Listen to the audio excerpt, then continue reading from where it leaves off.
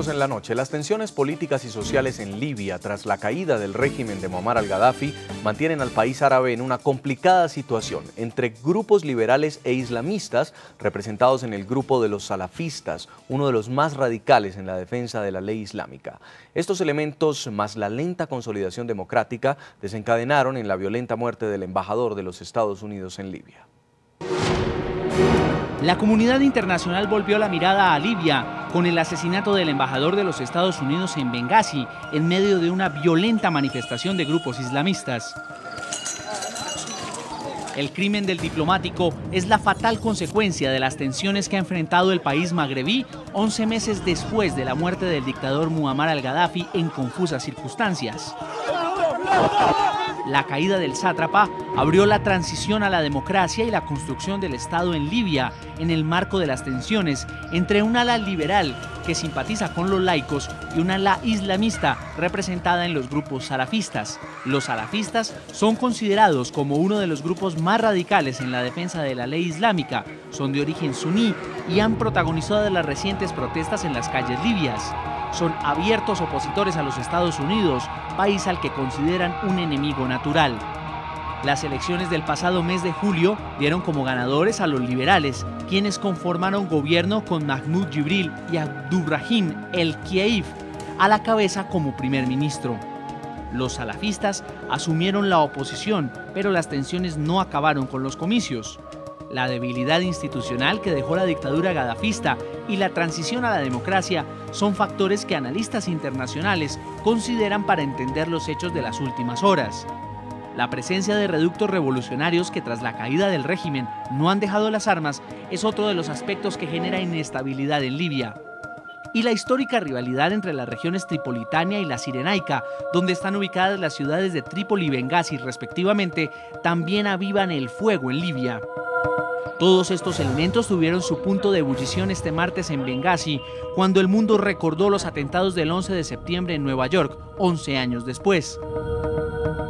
Esta efeméride tan sensible en el mundo islámico como en Occidente, más la exhibición de la polémica película La inocencia de los musulmanes, provocaron un cóctel mortal que calentó los ánimos hasta provocar la violenta muerte del embajador de los Estados Unidos en Libia. Señor Nader Sala, analista, periodista de origen egipcio, ¿cómo recibe Libia estos hechos de las últimas horas? Porque Libia de hoy, por ejemplo, encontró a un presidente de un Congreso Nacional libio que salió a pedir perdón por el ataque y ha dicho que está en contra de estos hechos, dice al pueblo estadounidense, al mundo entero le pedimos perdón. Sin embargo, está representando los intereses de este gobierno de transición. Bueno, hablando de la situación en Libia en profundo, si hablamos de Libia como una ciudad, como un país, vas a tener que los que están trabajando a nivel diplomático o los que están, ellos saben exactamente qué es la relación que tienen con el mundo occidental. Pero teóricamente Libia no está gobernada por esta gente. El que gobierna Libia son las milicias y son la gente de poder, las facciones que tienen armas, que están adentro. Yo me acuerdo de que estaba con una de las figuras de Libia y una de las personas y esta persona quería presentarse para las elecciones legislativas y yo hablaba con esta persona y me dijo, mira, era una señora, y me dijo, mira, me tengo que tapar para poder entrar a las elecciones porque si no, no me pueden aceptar. Por eso te da en fondo exactamente cómo piensan esa gente. Ellos para poder satisfacer a los que están en el terreno, que son la gente que tienen las armas, las milicias, lo que son teóricamente gobiernan. Y no podemos también olvidar de una cosa, que uno de los líderes de ellos, que es Al-Belhaj, es la figura más famosa, era un excombatiente en Al-Qaeda. O sea, era de los grupos salafistas. Libia tiene una de las grandes miembros de los salafistas, se llama los yihadistas salafistas, que son los salafistas que se van, que ahora de hoy en día están en Siria, están combatiendo contra el régimen de Al-Assad. Mejor dicho, estamos en un punto, en un centro de terrorismo. Mejor dicho, hay mucha gente que tienen unas ideas y unos pensamientos totalmente lejos de la gente que está en el poder, la gente que están hablando del primer ministro o de lo otro. Sí. Por eso la situación en Libia adentro es totalmente caliente, como se dice. Y la gente, los mismos políticos, no pueden hablar. Y si hablan, se tienen primero que recurrir a los tripos y a las milicias. Sí. Y si equivocan, vuelven otra vez y piden perdón. Profesor Pekel, ¿no se equivocaba la secretaria de Estado Hillary Clinton cuando decía hoy los que hicieron estos hechos no representan a todo el pueblo libio? Estaba completamente en lo cierto Hillary Clinton. Es importante saber que aquí nos están dando una radiografía exacta de lo que es Libia.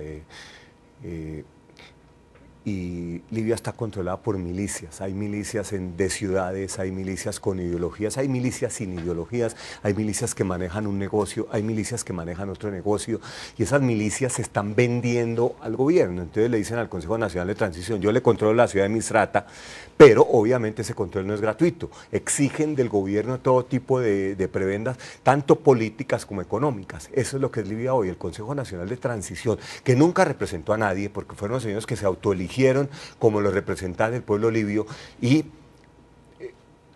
los que lucharon, pues, pero recordemos que a Gaddafi no lo tumbó el Consejo Nacional de Transición, lo tumbó la OTAN. Eso es importante saberlo. El Consejo Nacional de Transición, después hubo unas elecciones, hubo unos partidos que participaron en elecciones, pero Libia, como decía acá Saleh, no tiene Estado. No lo tenía en la época de Gaddafi, menos lo tiene ahora. Entonces es un terreno de 6 millones de habitantes, muy grande, en el centro del norte de África, en la costa mediterránea, al frente de Italia, donde se ha podido mantener un cierto orden desde que cayó Gaddafi entre las distintas milicias, pero eso no quiere decir que ese orden vaya a durar para siempre, y en cualquier momento una milicia empieza a pelear con la otra, o todas empiezan a pelear con todos, y volvemos a Libia o Somalia. Y quiero preguntarle también al profesor Carlos Alberto Patiño sobre esta situación. Libia hoy, por ejemplo, también con la presencia de fuerzas como los Hermanos Musulmanes, ¿cómo puede recibir el hecho de que este video desate las protestas y termine con la muerte del embajador de Estados Unidos en Bengasi, que al parecer no va a tener una respuesta agresiva por parte del gobierno de Estados Unidos? Pues mire que es que hay una situación muy compleja, y es que en las últimas horas se ha venido hablando por parte de varios estrategas norteamericanos, canadienses, británicos, incluso franceses, que esta no fue ni una manifestación espontánea, ni fue algo que surgió de la noche a la mañana simplemente por los videos, sino que los videos más bien sirvieron para construir una especie de parapeto, una especie de mampara para armar un ataque plenamente organizado que tenía como objeto dar un golpe contundente a la presencia de los Estados Unidos en Libia. Si eso llega a comprobarse y va a ser de ese calado, si eso llega a ser de esa, digamos, en esa perspectiva, la demostración de lo que significó el ataque al consulado en Bengasi, pues las repercusiones van a ser muchas, pero sobre todo queda claro y queda evidente en la mesa que la capacidad de control e influencia de los Estados Unidos es absolutamente muy limitada en el contexto de Libia.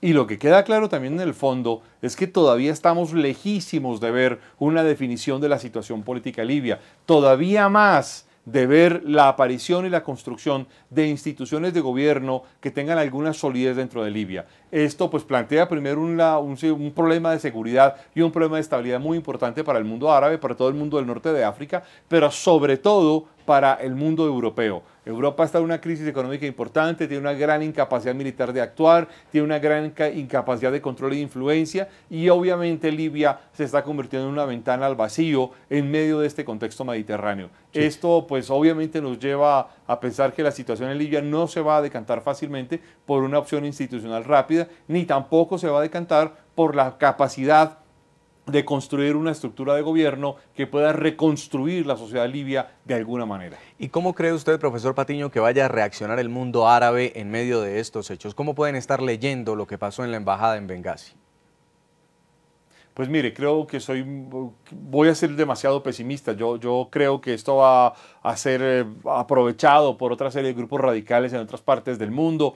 Va a ser aprovechado, el video va a ser aprovechado por las milicias radicales que moviliza el gobierno iraní, va a ser aprovechado por los sectores más radicales de Pakistán y por todas las tribus del noroccidente de Pakistán, y obviamente esto va a generar una serie de reacciones contra los Estados Unidos en cadena, e incluso contra otros países occidentales, y creo que esto va a ser una situación muy difícil y va a sobrepasar obviamente todo el mundo árabe, pero sobre todo se va a convertir en una nueva piedra de toque muy radical y mucho más fuerte todavía que lo que habían sido las caricaturas de 2005.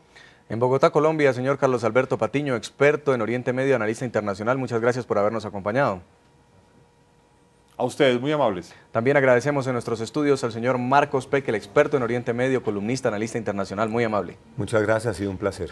Y por haber estado con nosotros, el señor Nader Sal, analista, periodista de origen egipcio, muchas gracias. Muchísimas gracias. Muy amable. Jason, muchísimas gracias. A todos nuestros televidentes los invito a que envíen sus comentarios a www.ntn24.com. Escríbanos en Twitter @ntn24, también @segurizati_ntn24.